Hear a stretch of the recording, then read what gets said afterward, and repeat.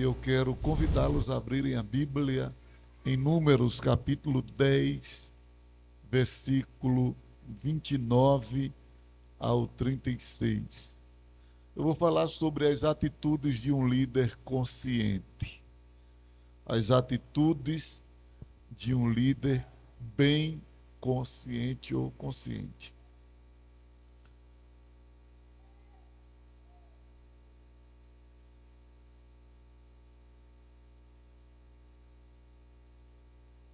Não sei se aumentou aqui para 23 ou baixou para 12. Está um frio tão grande aqui que só Jesus.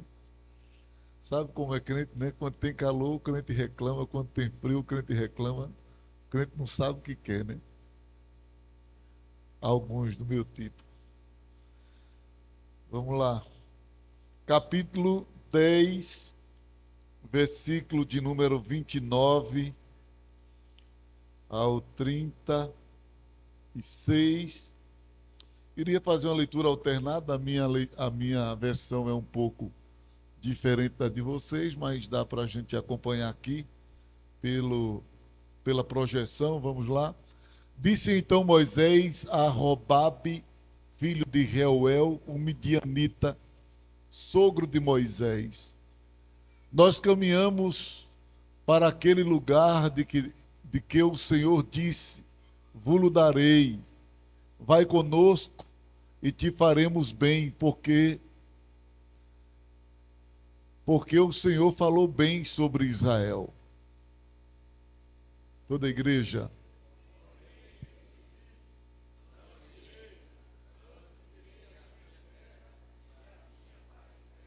31. E ele disse: ora, não nos deixes, porque tu sabes onde devemos acampar no deserto. Nos servirás de guia.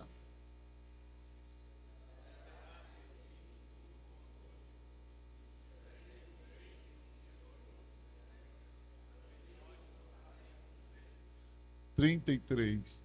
Assim partiram do monte do Senhor, caminho de 3 dias, e a arca da aliança do Senhor caminhou diante deles, caminho de 3 dias, para lhes buscar lugar de descanso.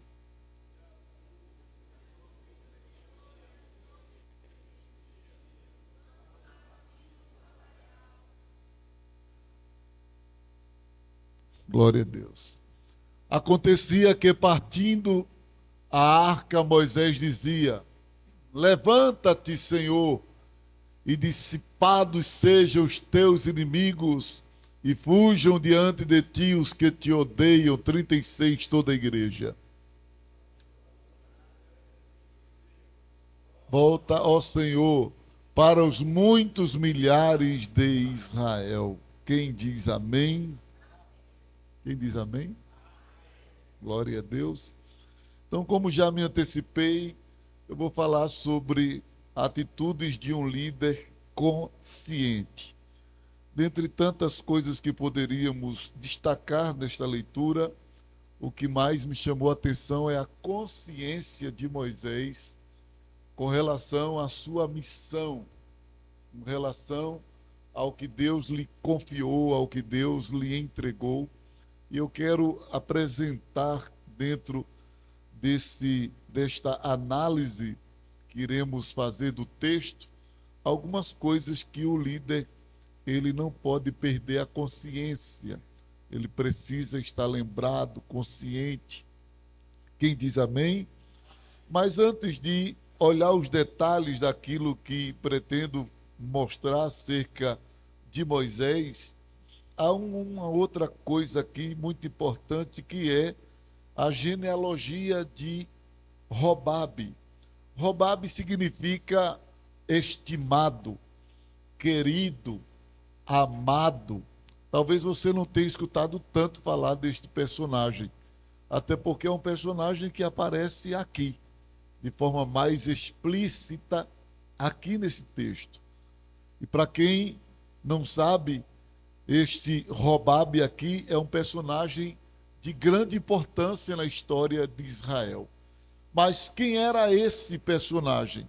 Ele era descendente de Abraão, e depois da morte da sua esposa e do casamento de Isaque, Abraão casou-se novamente com uma mulher chamada Quetura.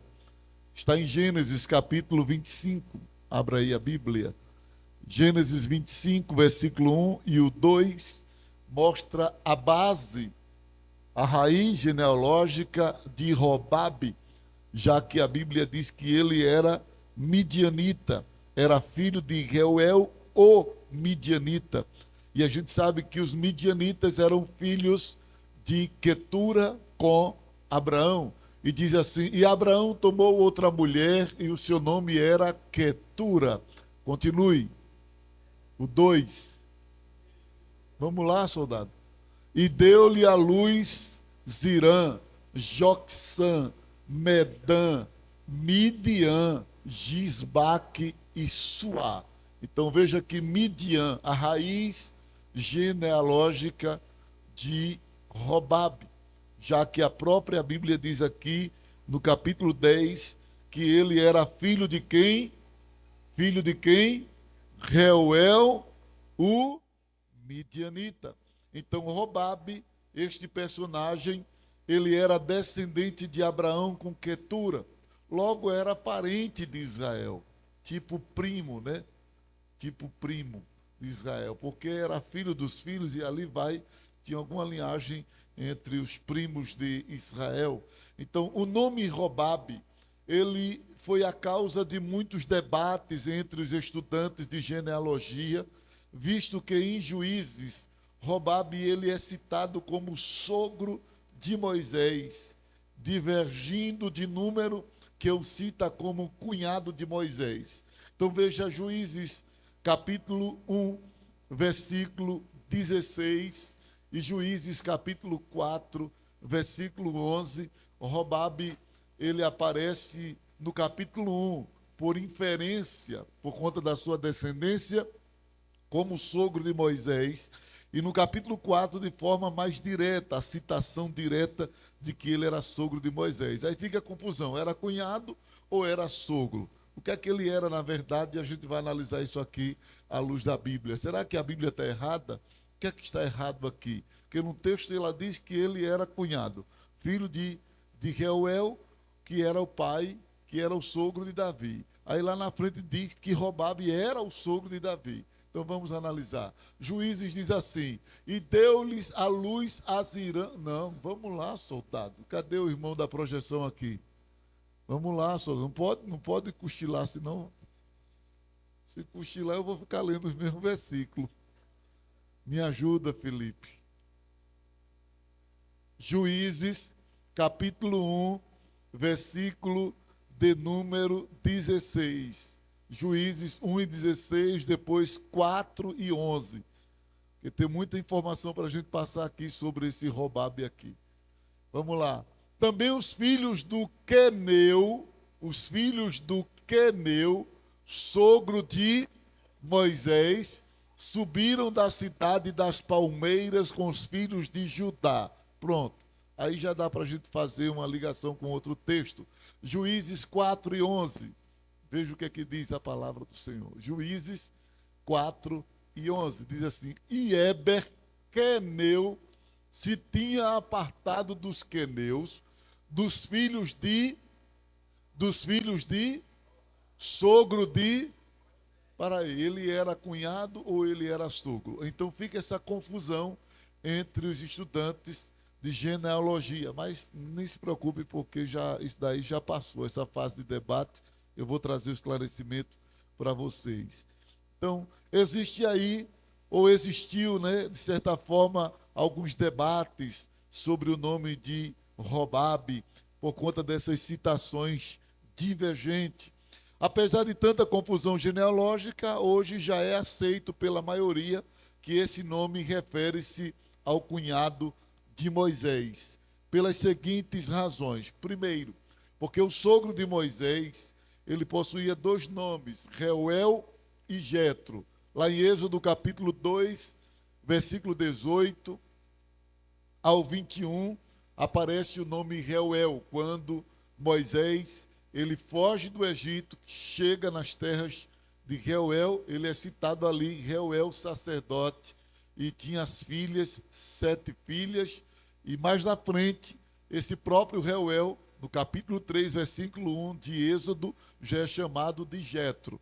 Alguns pensam que o nome Jetro era um título de autoridade, alguns dizem, outros afirmam que era comum na cultura deles, na cultura oriental, uma pessoa ter 2 nomes. Jesus fez isso. Tu és Simão, filho de Barjonas, mas a partir de agora serás chamado de Cefa. Jesus deu outro nome a Pedro, ou não foi assim? Então isso era comum na cultura deles, uma pessoa ter 2 nomes. Então, Reuel e Jetro eram a mesma pessoa, que possuíam 2 nomes. Então, quem era o sogro de Moisés? Jetro, que também possuía o nome de Reuel. Então já está claro nas Escrituras que o nome do sogro de Moisés, quase em toda parte, se você pegar Êxodo capítulo 4, versículo 18, você vai ver que sempre vai estar falando de Jetro como sogro de Moisés. E nas outras citações também sempre se refere a Jetro, sogro de Moisés. Então, a primeira verdade que nós encontramos é que era comum entre os orientais possuírem 2 nomes. Porém, Reuel e Jetro é a mesma pessoa. Reuel, Jetro e Obabe não. Obabe é o filho de Reuel e a gente vai ver mais à frente. Em segundo lugar, por que este nome já não é mais tão debatido? Primeiro, porque já foi constatado biblicamente que o sogro de Moisés possuía apenas 2 nomes. Segundo, porque o termo que designa parentes do sexo masculino, ele é ambíguo, não é específico. Então, no original, a palavra rotem, esta palavra rotem, ela se traduz como parente. E às vezes as pessoas colocavam qualquer relação de parente, sogro, cunhado, primo, se usa para qualquer relação de parente, porque é a palavra parente. Então, às vezes se traduzia por sogro. Essa é a segunda possibilidade que os estudos apresentam com relação a esses debates. Então, qualquer parente, rotem significa qualquer parente. Agora, na Septuaginta, ou Septuaginta, como alguns pronunciam, a palavra usada para sogro, os editores, os tradutores, né, na verdade, os tradutores, 72 anciãos, especialistas, chama Septuaginta porque arredondam, né, para 70, mas foram 72 que traduziram a Bíblia, né, os originais hebraicos para o grego e toda a Bíblia no grego. Então, esses tradutores, eles reconheceram que em Juízes 11, a palavra ali não é sogro, é cunhado. Então, quando eles traduzem a Bíblia, eles usam 2 termos, um para sogro e outro para cunhado. Então, pela tradução da Septuaginta, já está comprovado no entendimento dos tradutores da Septuaginta que ali não é sogro, é cunhado. Então, é a terceira possibilidade que nós encontramos nos debates entre sogro e cunhado. Então, a gente encontra aqui alguns termos na Septuaginta para diferir. Então, a palavra usada para sogro na Septuaginta é penteros. Penteros. E para cunhado é gambro. Então, eles usam a palavra gambro para cunhado. Aí, quando você pega uma tradução da Septuaginta, você vai ver que lá em Juízes não está a palavra penteros, está a palavra gambo. Então, entende-se que ali era propriamente o cunhado de Moisés. Um cunhado. Agora, por que alguns colocaram a palavra sogro? Aí vem agora um argumento cultural histórico. Acredita-se que Reuel já estava morto quando foi escrito este livro de Juízes. E quando Reuel morre, quem é que fica assumindo a autoridade da casa? O filho. Então, na cultura deles, quando o pai morre, o filho assume a autoridade paterna. Então, ele pode ser considerado o sogro como representante do pai. Quem está me entendendo, diga amém. Então, não existe nenhum erro na Bíblia. É só uma questão cultural, é uma questão de tradução e uma questão de análise bíblica para se conferir isso. Então, quem é Rebobe? Quem é ele? Quem é esse personagem? É o cunhado de Moisés. Então a Bíblia diz que, aliás, Robabe é o cunhado de Moisés. Capítulo 10, versículo 29 diz: Moisés disse a Robabe, filho de Reuel, o midianita, sogro de Moisés. Agora é interessante que Robabe não aparece ao longo da história. Não aparece quando Moisés encontra suas irmãs diante do poço. Não aparece quando Jetro vai levar a esposa de Moisés e os filhos para se encontrar com Moisés. É interessante isso. Tem pessoas que Deus esconde para apresentá-lo no tempo certo. Amém, meus irmãos? Existem pessoas que Deus esconde eles, até que chegue o momento em que Deus queira colocá-lo em evidência. E esse personagem, Robabe, foi um que se destacou nesse contexto. Então, enfim, Robabe é chamado de sogro de Moisés, porque acreditam alguns que seu pai Jetro já era morto e a herança era dada ao filho. Logo, ele herdava a primazia na casa de seu pai. Hoje, em algumas traduções, em algumas traduções, já foi corrigido e traduzido como cunhado. Por exemplo, na NTLH, se alguém tiver essa tradução, você vai ver aí, Juízes capítulo 4, versículo 11, diz assim: acontece que Éber, o queneu, havia se separado dos outros queneus, os descendentes de Robabe, cunhado de Moisés. Então, já existem algumas traduções hoje que preferiu traduzir de forma mostrando quem era ele na posição genealógica, para que não houvesse nenhuma interpretação errada. Uma outra tradução, nova versão transformador, ou transformadora, como alguns chamam, né? Nova versão transformador. Diz assim: Éber queneu, descendente de Robabe, cunhado de Moisés. Cunhado de Moisés. Havia se separado dos outros membros de sua tribo e armado suas tendas junto ao carvalho de Zaanim, perto de Quedes. Então, está claro, quem era Robabe não era sogro, era o quê? Cunhado. Então, dito isso aqui, identificado o personagem Robabe, então a gente vai agora atentar para as seguintes verdades que um líder consciente, ele não pode jamais ignorar. E o exemplo nesse texto que Moisés dá para nós é extraordinário. Mas não poderíamos mostrar os exemplos da atitude consciente de Moisés sem primeiro trazer esse esclarecimento genealógico.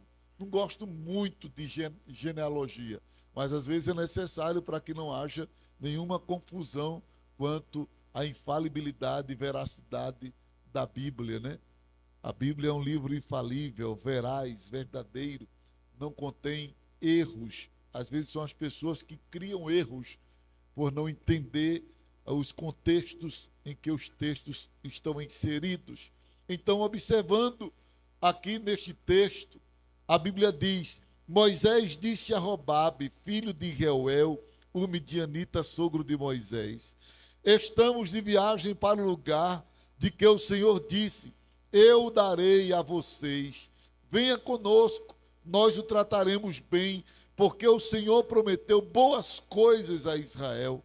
Mas Robabe respondeu: não irei, prefiro voltar à minha terra e à minha parentela. Moisés insistiu: por favor, não nos deixe, porque você sabe que devemos acampar no deserto e você nos servirá de guia. Se vier conosco, faremos a você o mesmo bem que o Senhor Deus fizera a nós. Assim partiram do monte do Senhor e caminharam durante 3 dias. A arca da aliança do Senhor ia adiante deles durante esses 3 dias para encontrar um lugar de descanso para eles. A nuvem do Senhor pairava sobre eles e eles de dia, quando partiam do arraial. Quando a arca partia, Moisés falava: levanta-te, Senhor, sejam espalhados teus inimigos e fujam diante de ti os que te odeiam.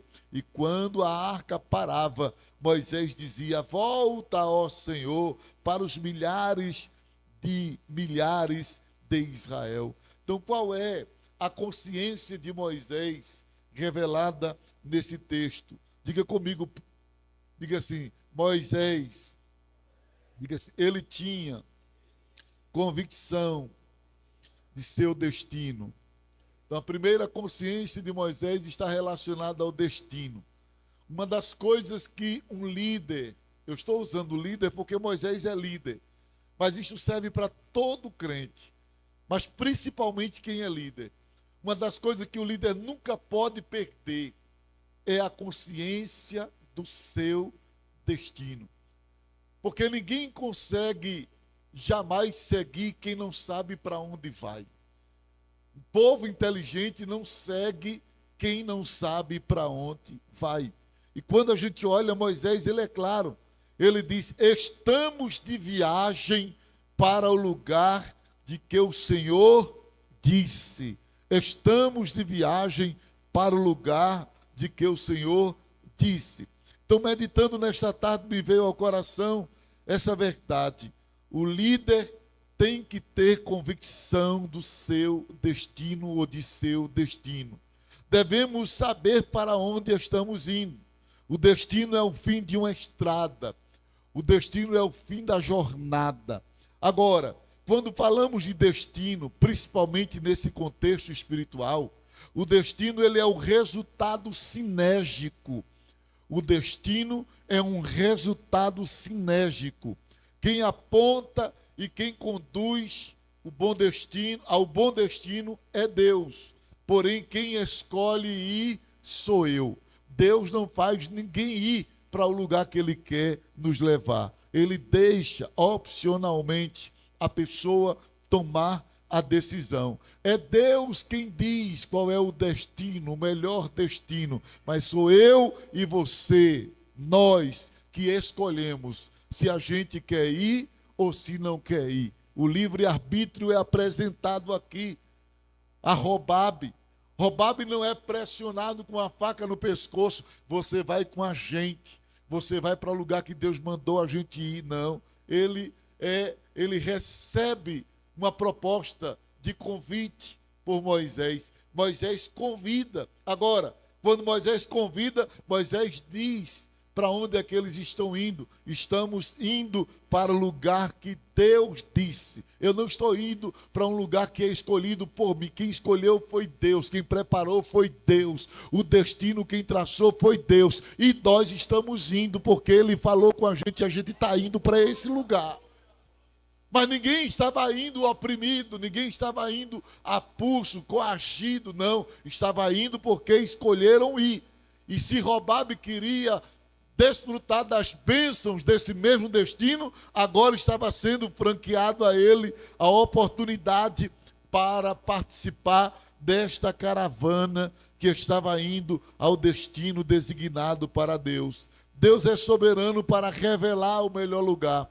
Mas o homem é livre para escolher se quer ou se não quer ir para o lugar que Deus revelou. Quem me entende, diga amém. Então, a primeira coisa que Moisés demonstra a consciência do destino. Eu sei para onde estou indo. Eu sei qual vai ser o meu fim. Agora eu pergunto a você, você sabe para onde você está indo?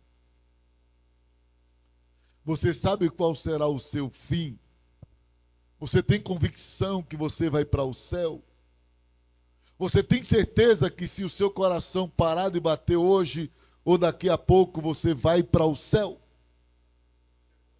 Cuidado para você não andar aqui em dúvida. Porque quem está na caravana do povo de Deus não pode ter dúvida, ele tem que saber para onde está indo. Você não pode fazer parte de igreja sem saber para onde está indo. Você não pode ser uma pessoa que crê em Deus sem convicção para onde está indo. Você não pode ser uma pessoa que diz que crê, que confia, mas quando se pergunta, e se morrer agora você vai para onde? Sei não, Deus me coloque no bom lugar. E é assim, Deus me coloque no bom lugar? Não é Deus me coloque, Deus mostra onde é o bom lugar. E ele diz assim, venha, você caminha para o bom lugar. Você anda em direção a este bom lugar. Amém? Uma vez me deram um panfleto, quando eu estudava, de um camarada com a cara de pinguço triste. Sério mesmo, cara de quem tinha tomado todas. E eu achei engraçado aquele negócio. Tipo um marcador de texto. E a menina veio me dar com tanto sentimento. Assim, um sentimento forte. Olhe, o meu primo morreu. Aí me deu a foto. Quando eu olhei assim, disse, sério, esse aqui morreu tomando cachaça mesmo. A cara dele não nega, não. Quem quiser tomar cachaça, que toma. Não estou criticando ninguém, não. Agora, aquela foto ali é do cara que tem tomado cachaça. Agora, o que eu achei interessante é a frase que estava assim, o texto que estava assim. Quando eu nasci, todo mundo sorria e eu chorava. Porque o médico meteu a mão nele, né? Para ele chorar. Quando eu morri, todo mundo chorava e eu sorria. Eu fiquei, será que ele está sorrindo mesmo? Será que para onde ele foi, ele está rindo mesmo? Entendeu? Foi a frase que colocaram lá. Porque tem gente que acha as frases bonitas e acha que as frases vão causar efeito na eternidade. Causa não. Você pode botar a frase mais bonita, ou alguém da sua família colocar no seu enterro, ou você botar no enterro de alguém que não teve experiência com Deus. A frase não muda, o que muda é a sua decisão. Robabe tem que decidir se quer ou se não quer participar da caravana que vai para o lugar que Deus destinou. Então a primeira coisa que eu vejo aqui nesse texto é que Moisés tinha consciência de seu destino. Ele tinha convicção de qual seria o seu destino. Esse destino é um resultado sinérgico porque Deus faz o que é para ele fazer, revelar o que ele quer, mas o homem faz o que precisa fazer, escolher se quer o que Deus revelou.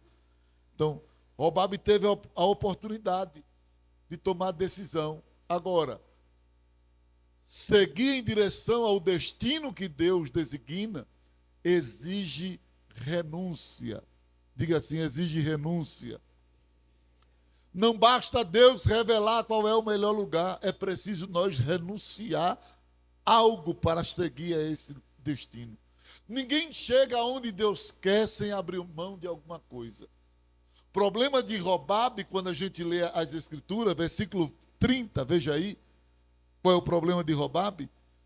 É que ele estava enganchado com algumas coisas, embaraçado. Porque o destino que Deus estabelece, ele tem inimigos. E os inimigos do destino que Deus traça para nós são tradições, costumes, religiões que são contra o plano de Deus. E Robabe estava apegado às tradições. É por isso que quando chega no versículo 30, ele diz assim, mas Robabe respondeu. E qual foi a resposta dele? Qual foi a resposta dele? Vamos lá, gente, não está nem ali. Ai, meu Deus, me ajuda, Felipe. Capítulo 10, versículo 30 de Número. Mas Robabe respondeu. E qual foi a resposta dele? Porque ele não queria ir, não quis ir. Prefiro o quê? Voltar à minha terra e à minha... Pronto. Terra e parentela aí é sinônimo de tradições, de religião, de costumes, de coisas que ficaram no passado e ele agora quer voltar a viver aquilo que deixou lá atrás. Eu quero voltar à minha terra. Tem muita gente que não segue em direção ao destino que Deus quer, porque está preso a uma tradição, a uma religião. Aí eu preguei para uma mulher no sertão e ela disse assim: eu não quero ser crente porque minha mãe disse antes de morrer, nunca seja uma crente. Eu disse, essa foi para o inferno e ainda vai levar a filha que está aqui viva.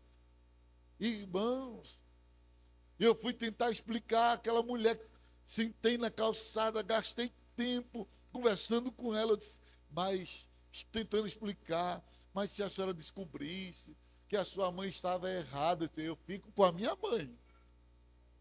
Eu disse, essa daí está perdida mesmo. Sabe por quê? É um tipo de Robabe que ama as tradições. Tem gente que acha bonito a igreja porque ela achava bonito. Ela se assentava na frente da congregação, lá de um bairro lá em Petrolina, se assentou na frente. Foi quando eu saí e fui falar com ela, que vários cultos eu via ela sentada na calçada, ela vinha e sentava, ficava com aquele cachimbão fumando e assistindo o culto todinho, só saía depois quando terminava o culto. E eu vi que os crentes não foram lá falar com ela, eu peguei e fui, desci do púlpito, fui lá falar com aquela mulher. Foi quando ela me disse isso. Tem gente que acha bonito e ela me disse, é muito lindo isso aqui. É tremendo. Robabe achava bonito. Robabe estava com Jetro nesse encontro aqui com seu pai, quando foi ter com Moisés. Jetro ouviu todas as notícias do que Deus fez a Israel. Ficou maravilhado. Robabe ouviu também. Achou muito bonito, mas queria o quê? Voltar para a casa dos seus parentes.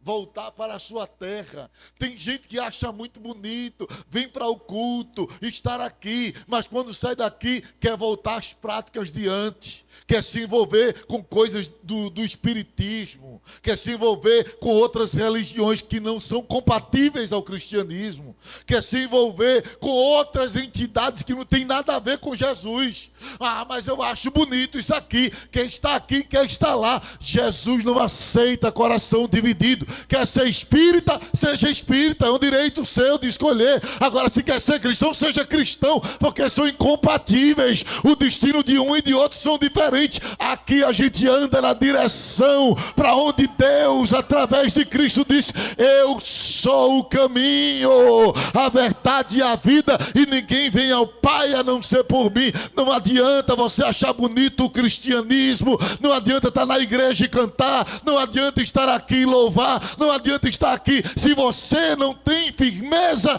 não vai chegar no destino do povo de Deus.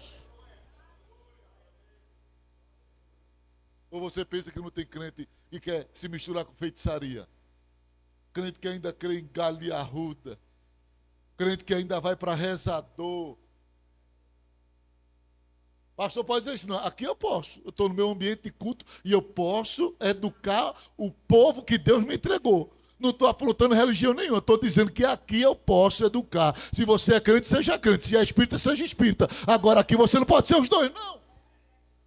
Você tem que se decidir o que você quer, porque senão você não caminha para o destino que Deus traçou para este povo, não. Você vai bater em outro destino. O camarada chegou para mim e disse, chegou chorando.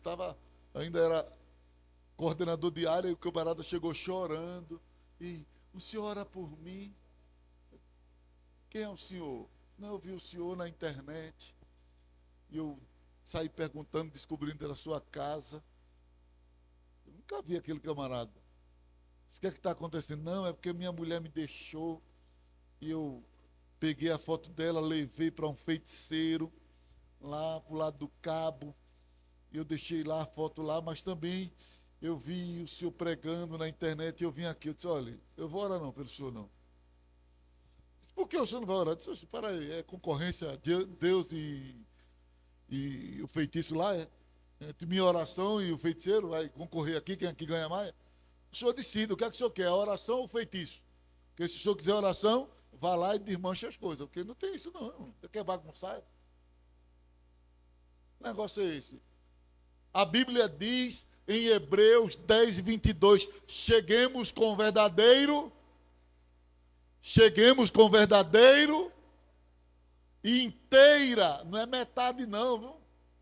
Não é a fé pela metade não, inteira certeza de fé. A fé tem que ser inteira em Jesus. Você não pode dividir não, crer em Jesus e crer no diabo, crer em Jesus e crer no anticristo. Não, funciona não. Ou você crê integralmente em Jesus, ou não vale de nada que você faz. Até porque o próprio Jesus disse, você não pode servir a dois, não pode servir a dois. Elias disse aos filhos de Israel, até quando cocheareis entre dois? Como é que o coxo anda? Pendendo para os dois lados. É isso que Elias está dizendo. Vocês estão igual um coxo, andando para um lado para o outro. Uma hora é Jesus, outra hora é o capeta. Uma hora é Baal, outra hora é o Senhor. Até quando cochearei? Até quando você fica para um lado para o outro? Se firme. O que é que você quer? Se o Senhor é Deus, siga o Senhor. Se Baal é Deus, siga Baal. Agora se defina. Mas ficar lá e cá, lá e cá, lá e cá, não funciona, querido. Está aqui. Princípio da consciência de Moisés. Ele sabe para onde vai. Agora catuca o teu irmão, assim, ó, com aquele olhar assim, aquele olhar sinistro. E diz assim, tu vai para onde se tu partir agora? Aquele olhar desconfiado, deixa Jesus falar com ele através do teu olhar. Tu vai para onde, soldado? Tu está caminhando para onde? Tu está indo para o céu ou para o inferno? Tu estás servindo a Deus ou ao diabo? Tu estás firme em Jesus ou firme nas coisas do mundo? Qual é a tua posição? Aonde é que tu estás? Aonde é que tu estás? Porque o que Deus sempre se interessou é pelo lugar que o homem está. Quando Adão caiu no Éden, Deus não perguntou a Adão, o que tu fez? Não que isso não fosse relevante ele confessar, não. É importante o homem dizer o que fez, mas o maior interesse de Deus não é o que Adão fez, é onde estás? Deus não disse, o que tu fez? Não, disse, onde estás? Porque o mais importante não é o que tu faz, é o que tu faz para onde te leva. É o que tu estás fazendo, está levando para onde? Para perto de Deus ou para longe de Deus? O que tu estás fazendo está levando para onde? Para o céu ou para o inferno? É por isso que Deus não pergunta o que tu fez, está perguntando onde estás. Porque onde tu está vai determinar o que tu estás fazendo. Eita lá! Arrebenta, Jeová. Era um irmão lá em Bonança que dizia, né? Quando a palavra estava assim, ele gritava, arrebenta, Jeová! Hoje eu me lembrei dele, arrebenta, Jeová. O que tu estás fazendo? Está te fazendo ser mais crente?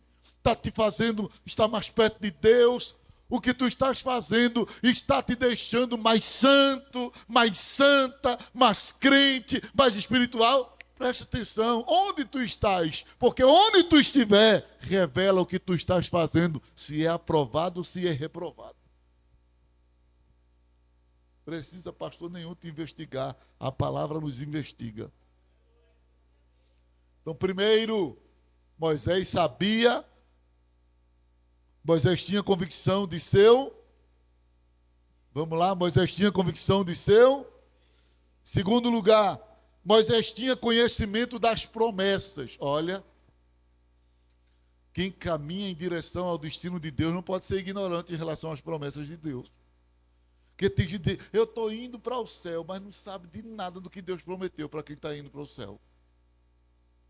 Não, quem caminha em direção ao destino de Deus tem que ter consciência do que Deus prometeu. Veja o que é que ele diz. Estamos de viagem para o lugar que o Senhor disse, eu o darei a vocês. Venha conosco, nós o trataremos bem. Agora veja, porque o Senhor prometeu boas coisas. Ele não só tinha consciência do destino, mas ele tinha consciência das promessas. Ele não somente tinha conhecimento de qual seria o seu destino, mas ele tinha conhecimento também das promessas. O crente, ele precisa ter conhecimento das promessas. Devemos saber, de fato, o que Deus tem prometido para o seu povo. Agora, veja o detalhe. Quem tem promessas tem um coração generoso. Diga aí, quem tem promessa tem um coração generoso. Veja o que é que Moisés diz: eu o darei a vocês, venha conosco, nós o trataremos bem. Veja o que é que Moisés diz a Jobabe: se você vir conosco, você vai ser tratado bem. Quem tem promessa não só convida outros para participar da viagem, como se dispõe a tratar bem. Eu não consigo entender como é que tem gente. Eu estou indo para o céu e é fofoqueiro, tratando os outros mal. Eu estou indo para o céu, compra fiado, não paga. Eu estou indo para o céu, caluniando os outros. Eu estou indo para o céu, vivendo intrigado dentro de igreja, dentro de casa, com pai, com mãe, com tio. Eu estou indo para o céu, intrigada com a nora, intrigado com o sogro. Como é que está indo para o que céu? Céu da boca da onça? Que céu é esse? Que céu é esse que você está indo, que você não quer levar seus parentes com você? Eu estou indo para o céu, mas não levo a mulher com ele, não levo o marido com ela. Quer ir sozinha para o céu, aí só ela quer ser crente, só ele quer estar no caminho de Deus, não deixa a mulher caminhar com ele. Que céu é esse? Qual é o céu que você está indo? Me diga quem foi que criou esse céu para você, meu filho. Porque, pelo que a Bíblia diz, quem caminha em direção ao destino que Deus traça, trata bem. Jobabe. Trata bem, não só convida outro, venha, participe, caminhe conosco, não só convida, mas ele ainda diz assim, ó, o que Deus der para nós, a gente divide com você, a gente compartilha, a gente vai sofrer junto, desfrutar junto, estaremos juntos. É a declaração de Moisés para Jobabe, porque quem conhece as promessas de Deus não pode ter um coração mesquinho, na linguagem nossa aqui, pirangueiro, mão de vaca. Não pode ser uma pessoa sem empatia. Não pode ser uma pessoa que fecha a mão para abençoar quem ele pode abençoar. Como é isso? Eu estou indo para o céu. Desse jeito, você tem certeza que está indo para o céu? Pare para pensar.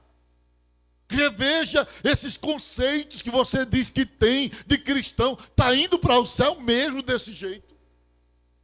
Será que você chega lá com esse engancho? Porque quem vai para o céu conhece as promessas. Quem conhece as promessas tem o coração generoso.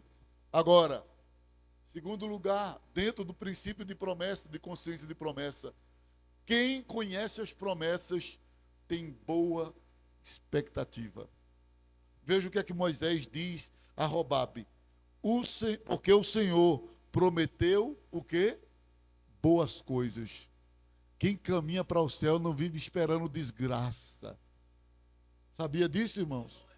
Porque tem gente que diz, eu sou crente, mas eu fico com aquele medo, só espero a notícia ruim, que vão matar meu filho, que vão matar meu marido, que vão matar minha mulher. Irmão, quem caminha para o céu espera coisa boa. O filho pode estar no mundo, mas ele está dizendo, Jesus, tu vai transformar. Eu vou receber a notícia de que Deus fará uma obra. Eu vou receber a notícia de que Deus terá um encontro. Eu vou receber a notícia de que Deus fará. Pode acontecer uma desgraça? Pode, pela desobediência, mas o crente não alimenta expectativa maligna. Paulo diz, alegrai-vos na esperança. Como é que se alegra na esperança se está esperando desgraça? Ninguém se alegra com esperança se a expectativa é uma desgraça. Você só se alegra na esperança se você estiver esperando coisa boa. E o que nós estamos vendo aqui é Moisés dizendo, vem coisa boa, Jobabe. Deus prometeu coisa boa. Eu sei que o caminho é deserto. Eu sei que tem muitas coisas aí na frente. Mas vem coisa boa. Porque o Deus que nos traçou esse destino, Ele prometeu coisa boa para este povo. Quem está esperando coisa boa, levante a mão. Então te prepara, porque já está chegando coisa boa de Deus. Surpresa boa, notícia boa. Coisa boa de Deus vai acontecer na tua vida. Se você caminha para o céu e tem promessa, então a promessa de Deus é de coisa boa. Eu espero coisa boa. Em terceiro lugar, continuando na análise do texto, o líder consciente, ele tem convicção de seu destino, ele tem conhecimento das promessas de Deus. Em terceiro lugar, ele não omitiu sua necessidade. Diga comigo, ele não omitiu sua necessidade. Quem está com a Bíblia aberta, irmãos? Estamos analisando um texto. Não coma no prato dos outros, não. Você tem um prato aí que é a sua Bíblia. Abra aí. Porque tem gente que nem abre aí, fica assim. Ó. Jesus. E tem uns que nem traz mais o prato. Ele já quer que dê na boquinha dele, fazendo aviãozinho. Traz o prato, rapaz. Traz tua Bíblia para a gente abrir e comer. Cada um come e o maná vai descendo. Entendeu? Mas tem que nem traz mais a Bíblia. Nem anda mais com Bíblia. É o escrito moderno. Quero ser moderno, não. Quero ser atrasado mesmo, arcaico. Com a Bíblia na mão. Ah, pastor, mas agora a gente usa a Bíblia no celular. É pecado? É não. O problema é se descarregar o celular, tu fica sem Bíblia. É só isso. Não é pecado, não. Agora eu ando com ela no tablet e ando com ela aqui no papel. Eu quero ver descarregar. Descarrega. Porque não descarrega não, irmão. Então vamos lá. Ele não omitiu sua necessidade. Versículo 31. Moisés insistiu. Isso aqui é uma declaração, uma confissão de Moisés, de reconhecimento de sua necessidade. Ele estava precisando de Jobabe. Viu, irmãos? Aí ele diz, o texto diz, Moisés insistiu, por favor, nessa versão NAA, por favor, não nos deixe, porque sabemos que devemos acampar no deserto. E você nos servirá de guia. Que texto é aquele ali, o reino da coisa caindo? Não, eu estou lendo Números 10, versículo 31. O reino da coisa caindo. É meu, viu? O reino da coisa caiu na mão de Deus vivo. Mas o texto é outro aqui. O texto aqui é Moisés declarando para Jobabe da sua importância entre eles. O que Moisés está fazendo aqui é reconhecendo o valor da experiência de Jobabe no deserto. Jobabe era um homem experiente no deserto. Era um homem que entendia de deserto. Deserto sofre mudanças. Nas ventanias as rotas mudam. E Jobabe tinha essa experiência. E o que Moisés está dizendo assim, eu estou contando com a tua experiência. Ó, bem, Moisés viveu 40 anos no deserto, gente. 40 anos antes de buscar o povo no Egito. Moisés era um homem extremamente experiente também no deserto. Mas agora ele encontra um que é mais experiente do que ele. E é aí onde eu acho interessante, porque tem líder que acha que, porque tem alguém mais interessante do que ele não pode dar oportunidade, não. Mais experiente do que ele, não pode, não, mas o líder sou eu, quem vai na frente sou eu. Moisés era humilde, olha, Deus me colocou a mim para guiar o povo, mas eu sei que tu tem mais experiência em termos de deserto, eu vou te dar uma função aqui, tu vai guiando a gente. Qual é o problema? Se você dirige uma igreja e tem pessoas que pregam mais do que você e você coloca essa pessoa para pregar, qual é o problema disso? Não, quem tem que pregar sou eu, porque o líder sou eu. Então tu vai morrer no deserto, abençoado. Conta com Jobabe. Tem gente que fica com inveja de Jobabe, porque Jobabe tem mais experiência. Sabe o que Moisés dá o exemplo aqui para nós? Um líder de verdade é aquele que usa as pessoas para somar na obra, independentemente se essa pessoa é mais ou não experiente do que ele. Líder não pode ter inveja, não. Deixa o Obabe voltar, senão ele vai tomar o meu lugar. Tomar não, irmão. Obabe nunca vai tomar o lugar de Moisés. Obabe, ele entende de deserto, mas não entende de rocha, de mar se abrir. Não. Quando os problemas vinham, ninguém corria para Obabe, não. Entendeu? O povo corria para Moisés. Moisés, e agora? Porque Obabe não é Moisés. Obabe tem a experiência dele, mas não é Moisés. Eu vi os pastores antigos dizer assim: a vara de Arão floresceu, mas quem abre o mar é a vara de Moisés. E às vezes no ministério você tem pessoas que têm umas varas floridas, com muitos frutos e flores, mas não abre o mar.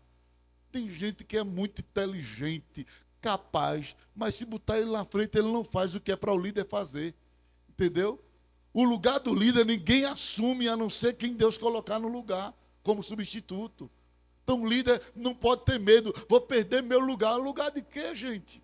O teu lugar vai ser ocupado por você até enquanto você obedecer e servir a Deus com sinceridade. Deus vai lhe usando até chegar o tempo. Deixa o Jobabe aparecer e vai utilizando o Obabe. Conte com o Obabe. Moisés não teve nenhuma timidez em revelar sua necessidade. Devemos saber nossos limites, reconhecer a capacidade de outrem. Esse aqui é um outro Moisés. Moisés, antes de ir levar o povo, que começou com 40 anos, ele não contava com ninguém, não. Ele matava um, deixava o outro vivo. Mas depois que ele aprendeu lá no deserto, ele começou logo dizendo: manda Arão, manda não sei quem. Ele já começou a reconhecer o valor de outras pessoas. E quando chega aqui na caminhada, ele, Obabe, faça isso não, deixa a gente não. Em outras palavras, eu preciso de você. Tua experiência vai ser tremendo aqui para ajudar esse povo.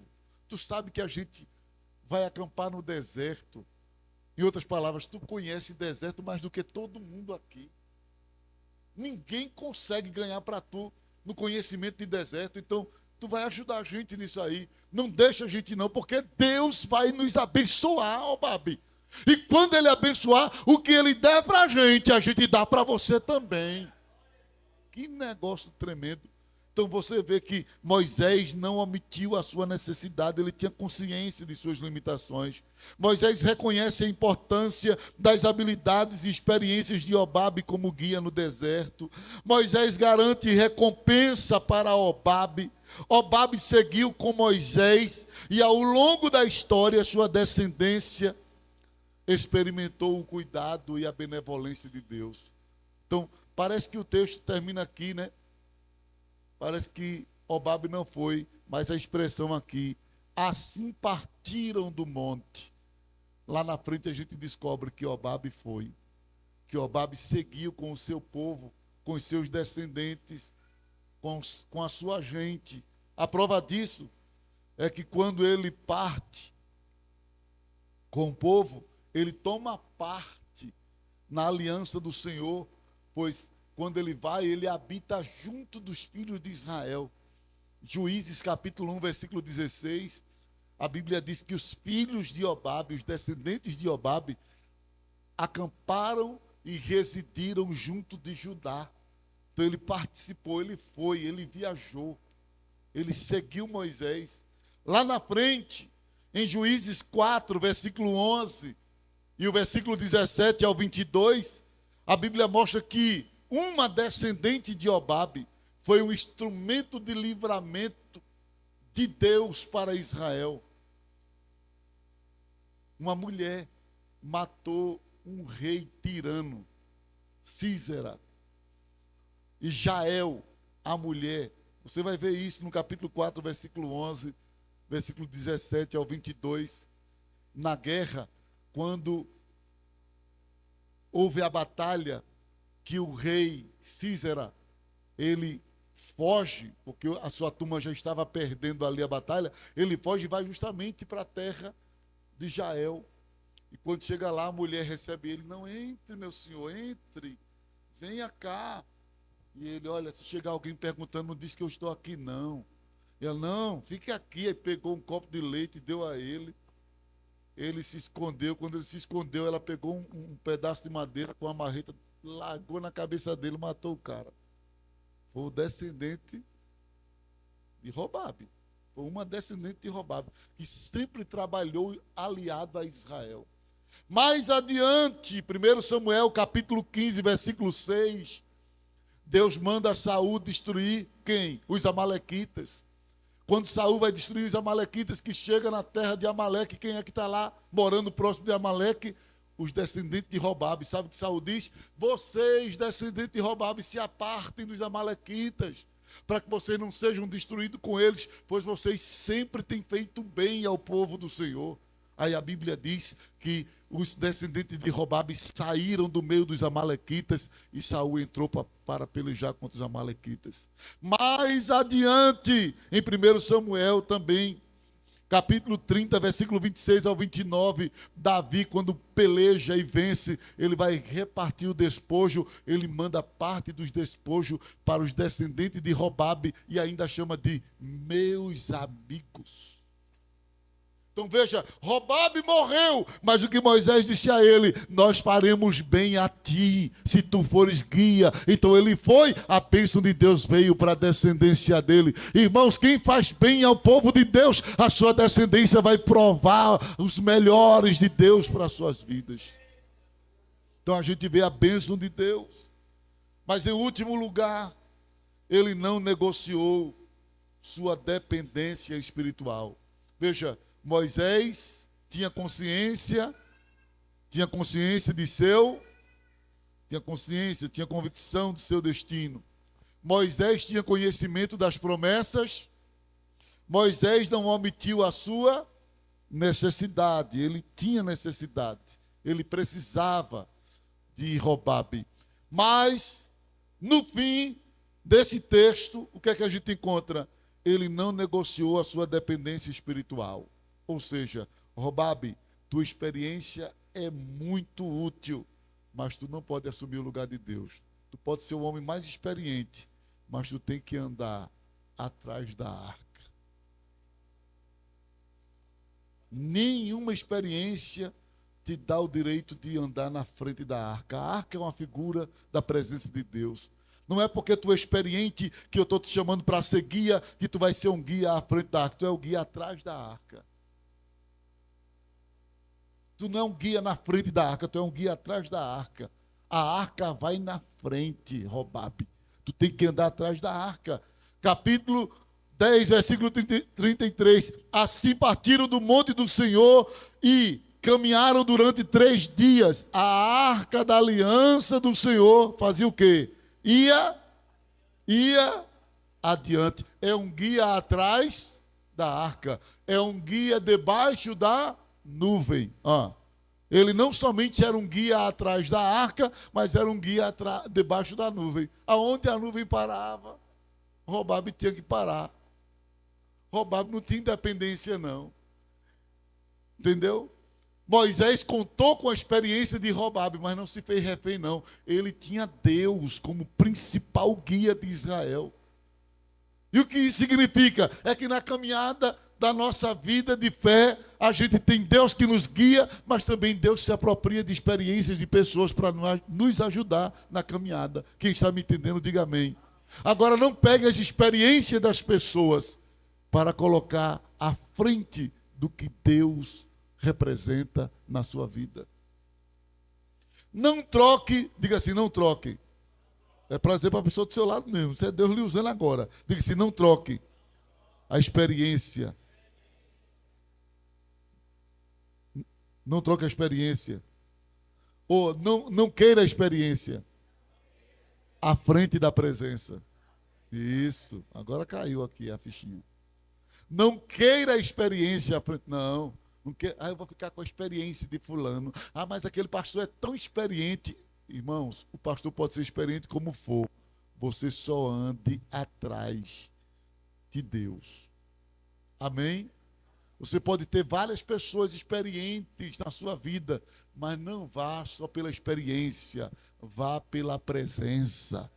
Porque se a experiência disser vamos e a presença disser fica com a presença. Não vá pela experiência. Robabe tinha experiência, mas era um guia por trás da arca. Era um guia mais debaixo da nuvem. Ele era um guia, mas quem guarda e quem protegia era Deus. Veja que quando o povo saía, Moisés gritava para Robabe: Robabe, passa na frente e protege. Não, ele dizia: Senhor. Era para Deus. Levanta-te e dissipa os inimigos do teu povo. Não era Robabe que saía na frente, era Deus que saía na frente, dissipando os inimigos. Robabe é importante, mas Deus é muito mais importante. Você sabia que um obreiro, apesar de ser escolhido por Deus, ele pode ser demitido ministerialmente? Se você quer saber mais acerca disso, no meu e-book, com adicional agora o audiobook, você vai ter acesso a essas informações e mais. Vou deixar o link na descrição aqui abaixo. Clica lá e receba o seu.